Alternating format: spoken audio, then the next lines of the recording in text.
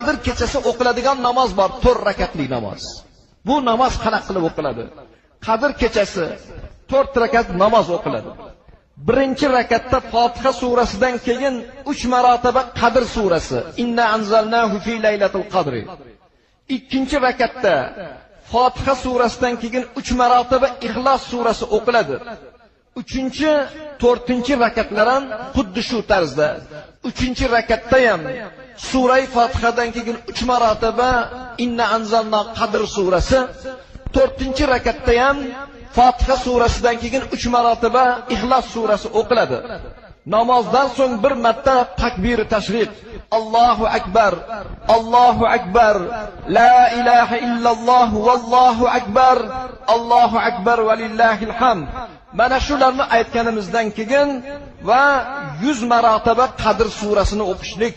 100 marotaba Qadr surasi o'qilgandan keyin hali aytganimizdan keyin 100 marotaba Alam nashrah surasi, Alam nashrah laka sadrak va wada'na anka vidrak alladhi anqadha dhahrak wa rafa'na laka zikrak fa inna ma'al usri yusran inna ma'al usri yusra fa idha faragta fansab va ila robbika farg'ab.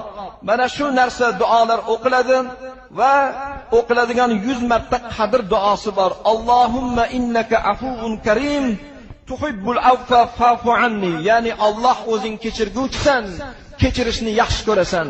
Meni ham gunohlarimni o'zing kechirgin degan mazmunda mana bu duolar o'qilishi kerak ekan. Qadr kechasi qiladigan ibodatlarimiz mana shulardan iborat.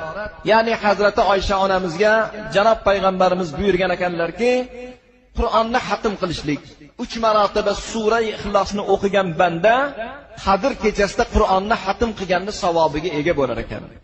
Haj va umra, ya'ni muhtaram birodarlar, o'sha salovatlar etilsa, odamlarga mag'firat talab qilib, gunohini Xudodan so'rasak rozi qilganligimiz, payg'ambarlarga salovat etsak, ularni qiyomatda o'zimizga shafoatchi bo'lishiga sabab bo'lishligimiz va duoda Parvardigor o'zing kechirguvchisan, kechirishni yaxshi ko'rasan.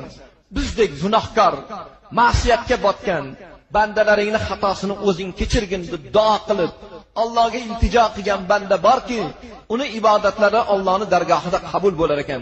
Mana shular Alloh qodir qilguncha, o'zi bildirguncha Qadr kechasida qiladigan ibodatlarimizni bittasi. Qadr kechasi o'qiladigan namoz bor, 4 rakatli namoz. Bu namoz qanaqa qilib o'qiladi? Qadr kechasi 4 rakat namoz o'qiladi. Birinchi rakatda Fotiha surasidan keyin 3 marotaba Qadr surasi, Inna anzalnahu fi laylatil qadri.